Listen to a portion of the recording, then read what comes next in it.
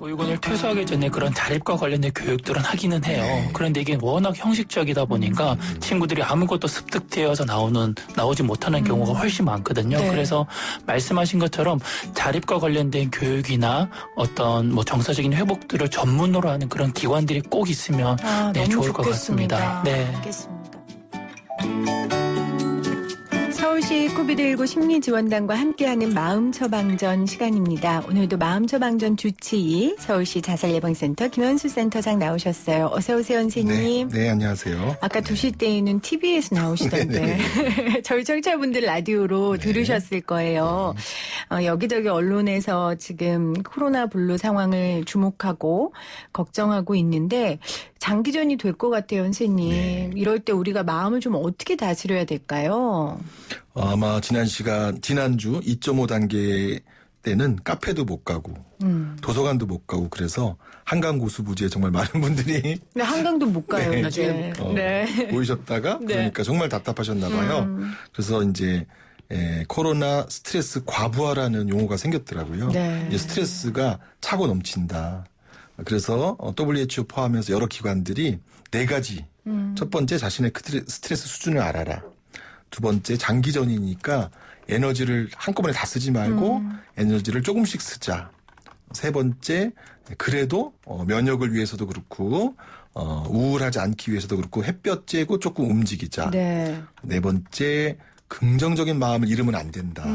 희망을 잃으면 안 된다. 이 4가지를 이 장기적인 상황에서 갖춰야 될 마음의 태도라고 권한 바 있습니다. 네, 자신의 스트레스의 정도를 본인이 아는 게 중요하고 또 에너지를 나눠서 사용하는 게 중요하고요. 조금이라도 움직이고 또 긍정적인 희망을 잃지 말자라는 팁을 주셨어요.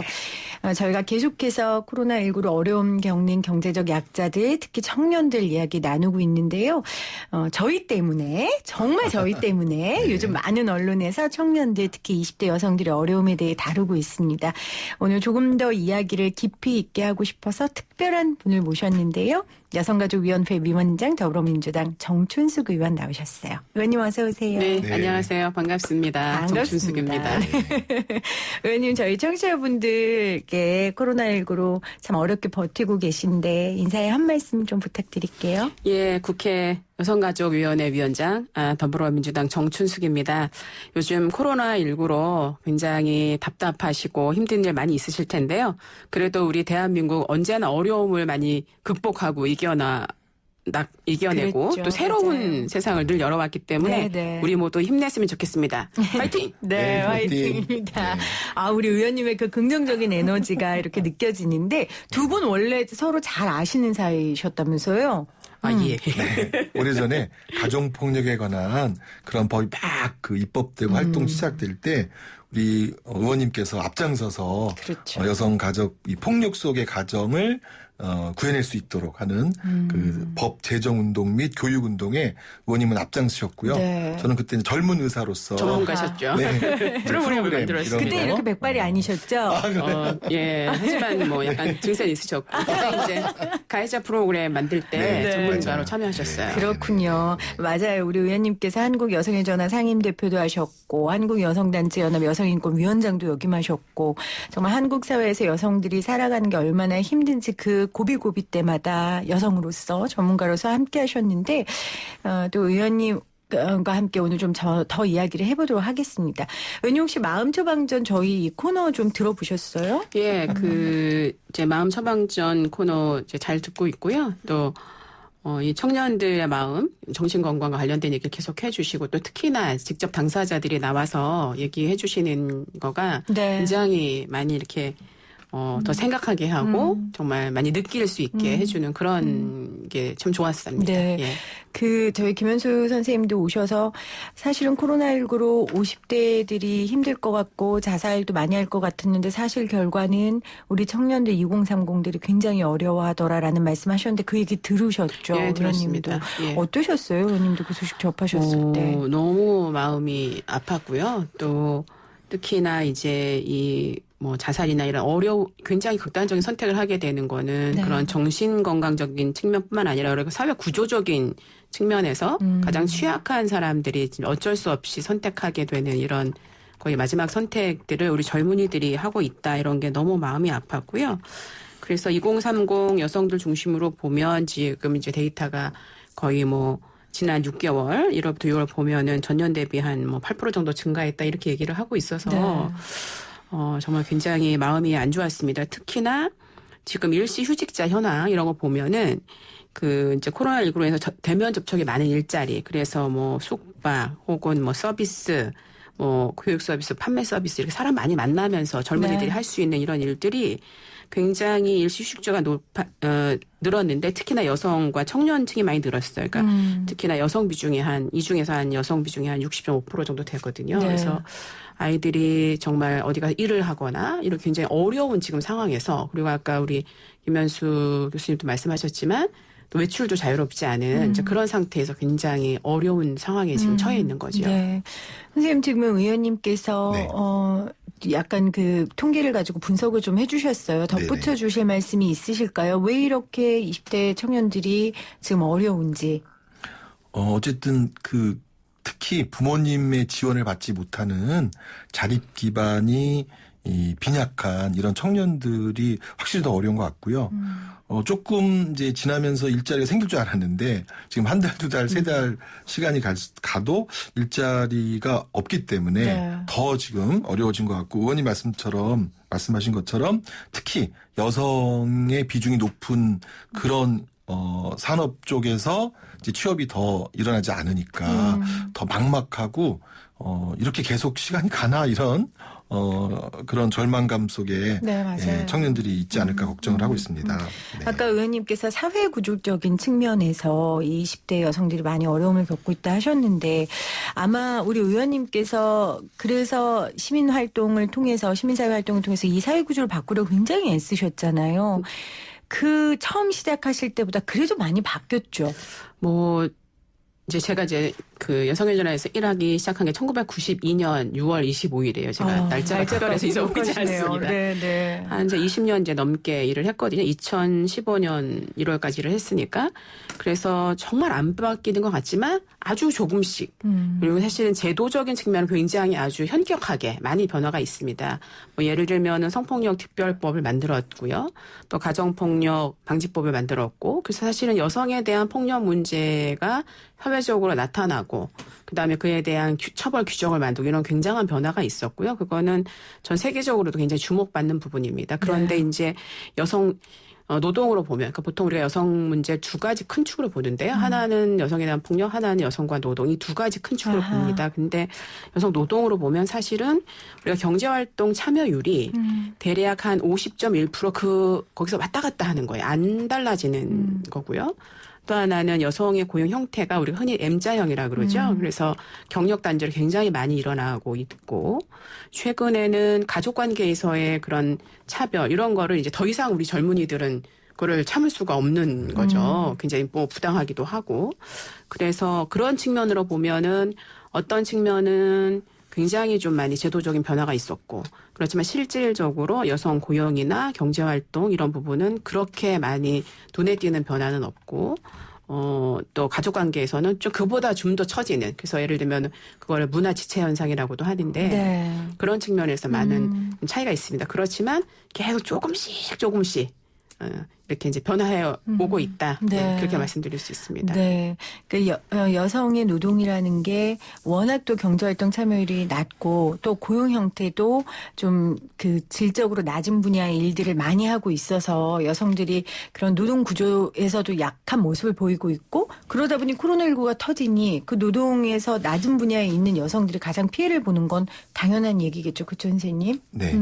그런데 가끔 이제 우리 어른들이나 남성들이 하는 실수가 있는데 네. 여성들이 힘들면 시집 가라. 그렇게 참. 아직도 말씀하는데 근데 아직도 그렇게 말씀하시는 분들 분들이 꽤 계세요. 있죠. 네, 맞아요. 근데 지난번에 이제 면담하다가 알았는데 취집이란 말이 있긴 있더라고요. 취직 대신 시집.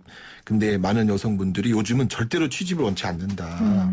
취집을 하는 사람이 죽겠다. 이렇게 말씀을 하셔서 네. 우리 의원님 말씀처럼 많은 변화가 있지만 가족 안에서의 어떤 규범이나 이런 가사노동이나 또 시댁과 친정의 관계 이런 것들에 관해서 여성분들이 한편으로 그게 하나의 뭔가 같은 다음 단계에서 더 많이 변하기를 기대했는데 그런 변화가 없는 것도 굉장히 힘든 요인인 것 같아요. 네.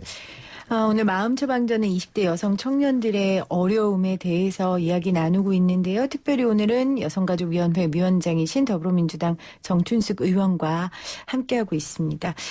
의원님 92년부터 여성 네네. 활동하셨다고 하셨는데 그 선생님하고 저희가 방송하면서 지금 50대 엄마들이 20대였을 때보다 현재 20대의 딸들이 스스로 목숨을 끊는 일이 더 많아지고 있다고 해요. 어떤 부분이 지금 현재 20대들을 이렇게 어렵게 만든다고 보세요? 이제 20대 여성들로 보면 네. 사실은 과거의 50대들이 20대였을 때하고 굉장히 다르다. 그러니까 50대 여성들은 너무나 많은 사람들이 다 이렇게 차별을 받고 이런 게 어떻게 보면은 당연하게 여겨질 정도의 세상에 살았다면 지금은 우리 젊은이들은 예를 들면 학교 생활 같은 데서는 굉장히 평등하게 살았거든요. 그렇죠. 그런데 사회에 막 진출을 하려고 보니까 갑자기 너무 차별적인 거죠. 너무 다른 세상을 그렇죠. 만나는 예를 거죠. 들면은 작년에 그 대전 MBC에서 정규직 아나운서는 다 남자, 그다음에 계약직을 다 여자로 뽑는 이런 일, 그러니까 막 이런 놀라운 일도 있고. 네. 또 한 가지는 지금 이제 N번방이라든지 이래서 전혀 우리가 과거에는 상상할 수 없었던 그런 성착취가 일어나고 있고 여성에 대한 폭력 문제가 아주 굉장히 극악하게 되었다. 그렇기 때문에 사실은 이 여성들이 이제 자살 시도를 하는 경우가 굉장히 많다는 거 아니에요. 그래서 자살 시도하는 경우가 이제 한 60% 정도가 여자였고 그 중에 한 23% 정도가 20대인데 이제 이 사람들이 더 중요한 거는 이렇게 도움을 요청하려고 했다. 이런 얘기를 듣고 저는 너무 가슴이 아팠어요. 그러니까 도움을 요청하려고 이 죽을 시도를 한다. 이거는 사실은 엄청난 거거든요. 얼마나 절망적인 상태면 그렇게 극단적인 상태로 말을 할까. 우리가 자살자나 혹은 시도하는 사람들 할 때 그 사람들이 말하는 거라고 하는 경우가 많이 있긴 하거든요. 네. 그래서 보면서 너무 안타까웠고 그래서 이 20대 여성들이 갖는 본인과 사회의 세치라고 하는 것이 굉장히 달라졌는데 현실이 굉장히 달라지지 않고 노동의 문제나 폭력의 문제나 이런 게 굉장히 아주 심각하게 자기를 이렇게 옥죄 오는 것들이 정말 견딜 수 없게 네. 하는 부분 그리고 최근에 있었던 20대 또 아이돌의 어떤 자살 사건 이런 것들이 중첩적으로 오면서 그것이 심리 정신적으로도 영향을 주고 이런 결과가 있지 않았나 해서 사실은 세상은 막 변하는 것 같은데 나도 그래서 그렇게 살았는데 어느 순간 보니까 전혀 그렇지 않은 그렇죠. 상황에 이렇게 마주쳤을 때의 그런 좌절감 이런 것들이 많이 있지 않을까 네, 생각합니다. 20대들이 사회생활을 처음 시작해서 그 권위적인 조직 문화 가운데 들어갔을 때 오는 그 충격. 그러니까 우리 의원님 말씀하신 것처럼 그래도 가정에 아직 가부장적인 문화는 남아있지만 그래도 많이 좋아졌고 학교 같은 경우에 이제 남녀평등 교육들이 이루어지고 있는데 이제 너무 절망스럽고 황당한 거죠. 그래서 지금 그런 이유를 얘기해 주셨는데 김현수 선생님, 저는 근데 이런 생각을 해요. 사실 우리가 보통 생각하기에 여성들은 자기 얘기를 좀 오픈하고 이야기를 많이 나누고 감정을 서로 공유하는 일이 남성보다는 익숙하고 능하다고 하잖아요. 그러면 내가 그런 어려움이 있으면 도움을 요청할 수 있고 또 위로도 받을 수 있고 그럴 수 있을 텐데 왜 남성보다 극단적인 선택을 많이 하게 되는 걸까요? 거기서 이제 두 가지 저희가 말씀드릴 수 있을 것 같은데요. 네. 실제로 청소년기에도 남학생보다는 여학생이 더 많이 우울하고 더 스트레스를 많이 경험하는 것으로 현재 통계가 나오고 있는데 네. 그건 이제 여성의 민감성 이런 것 때문이죠. 그러니까 한편으로 이제 남성들은 좀 둔감해서 오히려 밥만 먹으면 그냥 만족이다 행복해하고. 이런 태도가 일부 있다면 전부 그런 건 아니지만 여성분들은 어쨌든 조금 더 많이 느낀다. 조금 더 많이 느끼는데 그거를 그러면서 말하고 싶은 욕구도 훨씬 더 크거든요. 근데 이제 그 말을 들어줄 사람이 없다. 사실 지금 20대 여성분들 중에서도 현재 가장 위태로운 그 가구는 1인 가구거든요. 20대 여성 1인 가구가 느끼는 건 너무 많은데 말할 사람은 막상 없다. 이런 상황에 처하기 때문에 의원님 말씀처럼 정말 말할 사람을 찾기 위해서 자살 시도를 하기도 한다 하는 경우도 있기 때문에 정말 이 시대를 느끼는 여성들에게 말할 수 있는 창구랑 만나줄 사람이 새로 필요로 하지 않은가. 그런데 조건이 이런 표현은 좀 어색하지만 이제 너무 보수적인 남자나 꼰대 같은 그런 사람 말고 그렇죠. 이제 자신의 세대를 이해해주고 자신의 세대가 미래에 미래가 이렇게 만들어질 것이기 때문에 희망을 가져도 좋다. 이런 사람들 좀 만나고 싶은데 이렇게 좀 만나서 얘기를 해보면 별로 희망을 갖기가 어렵다. 이렇게 얘기하는 또 20대 여성이 많이 있었어요. 그렇군요. 네. 의원님 어떠세요? 그 여성들을 위해 현장에서 일하실 때, 와, 이런 법은 좀 있었으면 좋겠다. 아마 그 가정폭력 관련된 법이 그랬을 것 같고, 또 많이 그 범위에 대한, 그 분야에 대한 법은 많이 개정이 됐잖아요. 요즘 좀 이런 법률이 있었으면 좋겠다. 이런 거 있으세요? 이제 제가 첫 번째 발의한 법이기도 한데요. 스토킹 방지법을 냈습니다. 재정법으로. 네네. 지금도 아시겠지만 스토킹이 과거에는 범죄라고 생각이 안 됐죠. 예를 들면 누구네 집 앞에서 매일매일 기다려. 아니면 굉장히 낭만적으로 전화해. 낭만적으로. 네. 무슨 그게 순정남의 표상처럼 됐었는데 사실 그게 너무나 놀라운 게 그거는 그 남자의 입장에서 얘기를 하는 거지. 사실 그 일을 당하는 사람의 입장에서 얘기한 건 아니죠. 근데 이제 이 스토킹이 사실은 뭐 이후에 성추행, 성폭력, 살인까지 이어진 하나의 전조 증사처럼 이렇게 나타나기도 하는데 이게 지금 아직도 이 경범죄 처벌법으로 10만 원 정도의 과태료를 내면은 거의 그냥 마무리되는 것처럼 돼 있어서 네. 이게 지금 제가 법을 냈습니다. 그래서 이제 이 성폭력, 그러니까 이 스토킹 방지법을 지금 내가지고 통과를 기다리고 있습니다. 그래서 이제 이게 다루어져서 통과가 돼야 되는데 문제는 이게 15대 국회에서부터 매년 나와요. 매해 나왔고 그다음에 저 20대 때는 뭐 법안이 4개 각각의 의원들이 4개나 했는데도 안 되고 막 이랬어요. 왜 안 돼요? 이게 원래 이게 법사위법이거든요. 그래서 거기를 가면은 이 법이 잘 안 됩니다. 그 중요하다고 생각하시지 않으시나? 우선순위. 그러니까 이런 것 같아요. 제가 이번에 이제 조두순 관련한 법도 내면서도 네. 항상 얘기하는 건데 사실은 우리나라의 법 체계를 주로 그러니까 법학자나 이제 법조인들 같은 경우는 체계의 안정성 이런 거 그다음에 뭐 양형의 형평성 이런 걸 주로 많이 얘기하시는데 우리가 지금 다루는 이런 범죄들은 굉장히 과거에는 잘 없는 거예요. 예를 들면은 뭐 디지털 성폭력 이런 거 잘 없었잖아요. 없죠. 어떻게 양형할 줄 모르거든요. 네. 그러면 바뀐 것에 맞춰서 이게 달라져야 하는데 예를 들면 강도나 이런 거하고 어떤 게 더 비중이 크고 이렇게 봐갖고는 이게 안 되는 거거든요. 그래서 제가 늘 얘기하는 거는 새로운 사회에 맞게 법적인 창조성이 필요하다. 이런 거 하나 하고 또 하나는 여성이나 아동처럼 이 사회적 약자가 법의 주체인 적이 있었냐. 이제는 법의 권리의 주체로 자리매김해야 된다. 이런 얘기를 하고 있습니다. 그래서 이번에 이제 스토킹 방지법 이번에는 제발 꼭 통과가 돼야 되는데 왜냐하면 많은 사람들이 겪고 있어요. 물론 그렇죠. 이게 이제 옛날에 연예인들도 겪었었고 뭐 20대 뭐 혹은 나이 많은 사람들 모든 사람이 다 해당되는 부분이거든요. 그래서 그럼요. 남성도 피해자가 될 수 있는 물론이죠. 거고요. 이게 지속적인 그럼요. 괴롭힘이거든요. 네. 그렇기 때문에 올해 이번에 지금 이미 내놨고요. 그래서 꼭 통과되기를 지금 바라고 있습니다. 네. 오늘 또 보도에 따르면 그 대법원 양형위원회에서 디지털 성범죄 군의학령 기준안을 결정을 해서 공개를 했어요. 그러니까 앞으로 최대 30년에 가까운 징역형을 선고할 수 있다. 물론 진일보 하긴 했지만 사실 외국 같은 경우에는 뭐 무기징역 아예 그냥 뭐 몇백 년 이렇게도 하는데 좀 아쉬움은 있지만 또 변해가는 과정이라고 생각을 하고요. 김현 선생님은 어떠세요? 우리 여성 20대 여성들을 위해 좀 이런 법률이나 아니면 이런 지원 제도가 좀 있었으면 좋겠다. 평소에 환자들 상담하시면서 생각한 거 있으세요?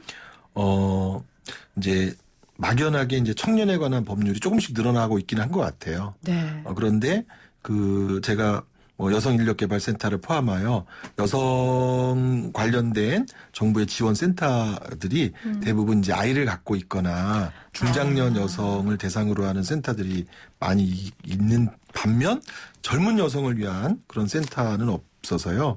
저는 좀 젊은 여성을 위한 뭔가 센터나 젊은 여성을 위한 어떤 사회적인 그런 자리 이런 거를 마련해 주는 그런 입법이 나오면 어떨까. 사실 서울에서는 이제 청년지원센터를 하긴 하는데 앞으로도 아마 확대될 예정인데 어쨌든 이런 젊은 여성이 공공적으로 뭔가 활동할 수 있는 그런 자리, 그런 센터가 저는 이제 여성들의 얘기를 들어보면 그런 게 필요로 한다. 그런 얘기를 많이 들어서 특히 20대 여성에 초점 맞춘 그런 지원 정책 네. 그런 게 지방자치체나 또는 여성가족부 이런 데에서 특히 이제 오히려 대학을 가는 친구들은 대학에 소속되어 있기 때문에 그런데 직장 여성이나 이런 자영업 관련 종사자분들 여성을 위한 그런 기구나 시설이 필요하지 않을까 그런 생각을 해봤습니다. 네. 아까 의원님께서 법안 설명하시면서 아동과 여성이 이제 법률의 주체가 돼야 된다 얘기하셨는데 그것처럼 지금 선생님이 여러 청년들을 위한 정책이 있지만 특히 20대 여성들을 위한 정책이나 제도가 부재하다 같은 맥락인 것 같아요. 이제는 좀 20대 여성들만을 위한 정책이나 제도도 필요할 것 같은데 어떻게 생각하세요? 물론입니다. 그러니까 지금 이제 굉장히 중요한 말씀 해주셨는데 우리가 어떤 정책이나 이런 거 봤을 때 대상이 다 포함이 되어 있는가. 그게 이제 우리가 젠더라고 얘기를 하는데 그런 인식이 사실 있어야 됩니다. 근데 그런 통계가 가장 기본이잖아요. 근데 통계가 사실은 없죠. 예를 들면 청소년 정책에서도 여성은 얼마나 여자 청소년은 얼마나 포함되는가, 청년 정책에 또 여자 청년은 얼마나 있는가 이런 것들이 돼야 되는데 사실은 청소년, 청년 이랬을 때 과거에는 네. 다 남성으로 대표되는 이런 맞습니다. 모습이 되게 많이 있었죠. 네. 그래서 그렇게 이제 젠더적 관점이 되게 필요한 게 있고요. 그래서 제가 작년에 이제 제가 낸 이제 재작년에 통과된 거지만 여성폭력 방지 기본법 이런 거에 보면은 통계를 마련하도록 되어 있습니다. 저는 통계를 마련하는 게 가장 기본이라고 생각을 하고요.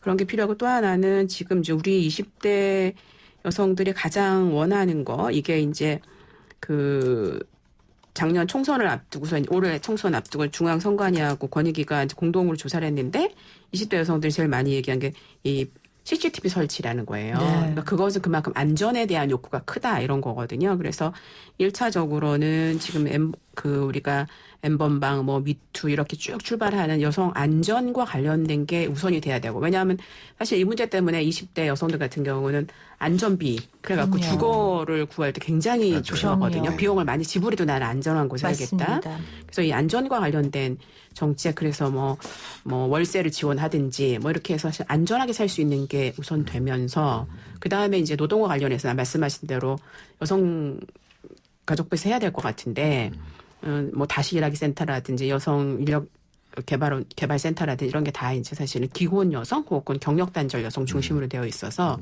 그 부분은 굉장히 변화가 필요하고 저희도 많이 요청한 바가 있는 그런 네, 겁니다. 맞습니다. 지금 청취자분들도 문자로 지금 안전에 대한 얘기 굉장히 많이 하고 계세요. 0097님은 여성 안전에 대해 강조하지 않아도 되는 세상이 정말 좋은 세상 아닐까요? 어두운 밤길 여성 혼자 걸어다녀도 위험하지 않는 세상 만들어주세요. 6107님 여성 안심 귀갓길 서비스 이런 것도 좋았는데 한때 반짝하다가 또 수그러드는 것 같아요. 지자체가 좀 더 촘촘히 준비해주면 좋겠습니다. 7655님은 시대가 변하고 여성 인권이 신장됐다고 하지만 그렇지 못한 부분이 여전합니다. 사회적 약자인 20대 여성에게는 특히 그렇고요.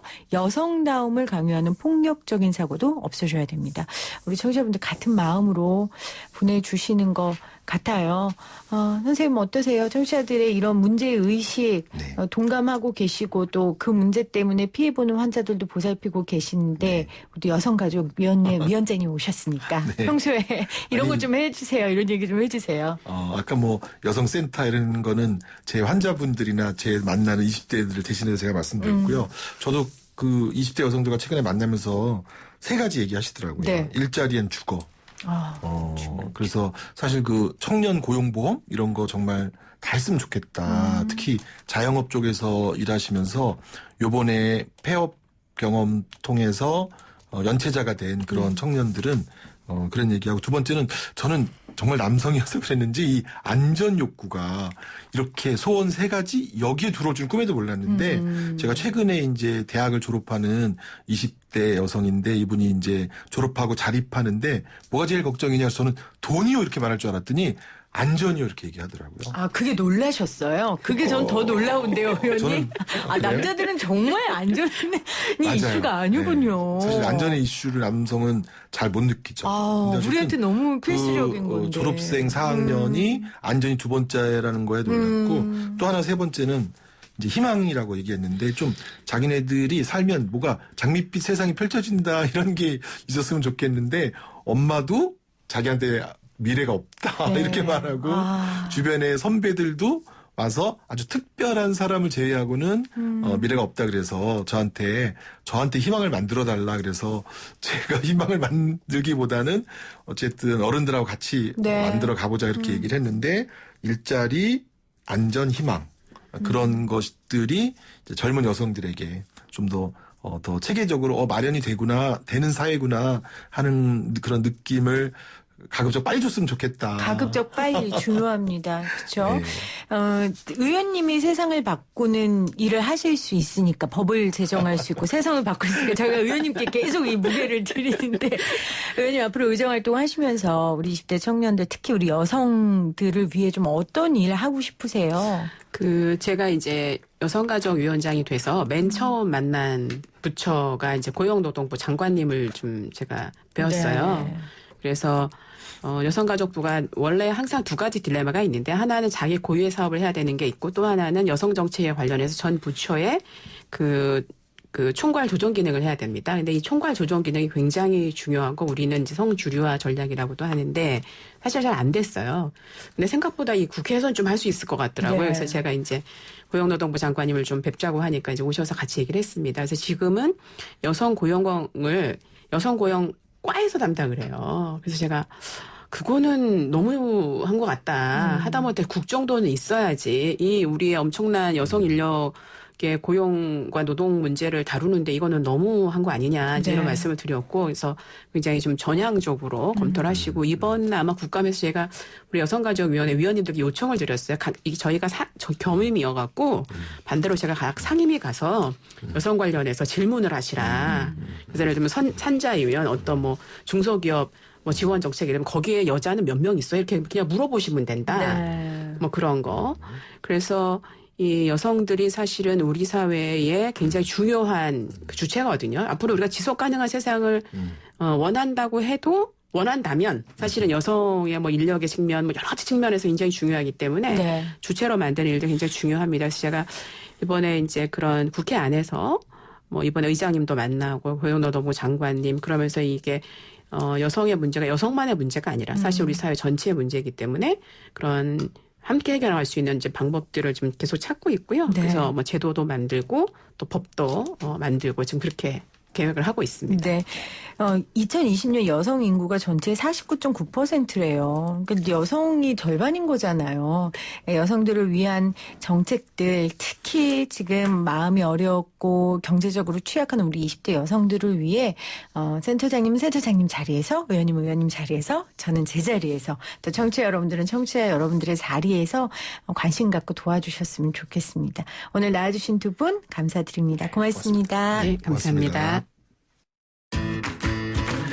함께해 주신 여러분 고맙습니다. 저는 내일 3시 10분에 다시 올게요.